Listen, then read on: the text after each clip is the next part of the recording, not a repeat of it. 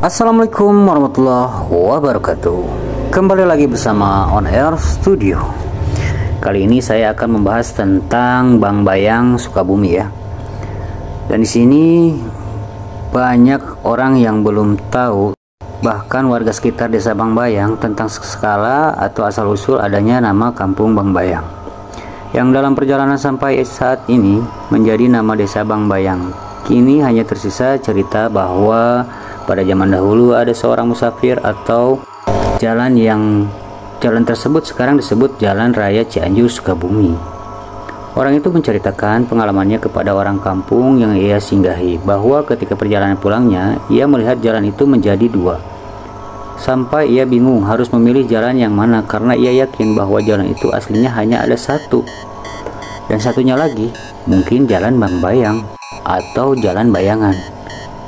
Karena takut salah memilih jalan dan terjadi sesuatu yang tidak diinginkan, maka ia memutuskan untuk singgah dan bermalam di kampung tersebut sambil menunggu bayangan jalannya menghilang dan dapat melanjutkan perjalanan pulangnya.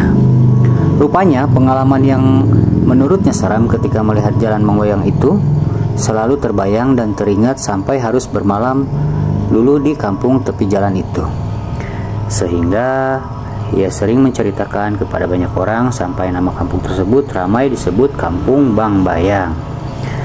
Dan ternyata menurut sebagian tokoh warga desa Bang Bayang, bahwa pada zaman penjajahan pernah dibuatkan lubang-lubang di sepanjang jalan Raya Cianjur Sukabumi kilometer 12 ini supaya mobil-mobil pengangkut tentara para penjajah terperosok. Dan juga pernah beberapa tokoh masyarakat pada waktu itu menggunakan ilmu kanuragannya sehingga jalan tersebut kadang terlihat menjadi dua atau ada bayangannya, supaya orang jahat yang melewati jalan tersebut celaka.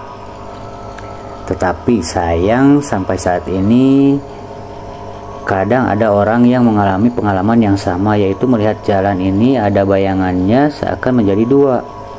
Berdoalah. Maka dari itu kami berpesan agar siapapun supaya berdoa terlebih dahulu sebelum memulai perjalanan, apalagi kalau akan melintasi Jalan Raya Cianjur Sukabumi KM 12. Nah, buat teman-teman, kalau misalkan kalian mau berpergian melalui jalur Cianjur Sukabumi, kalian harus berdoa dulu ya.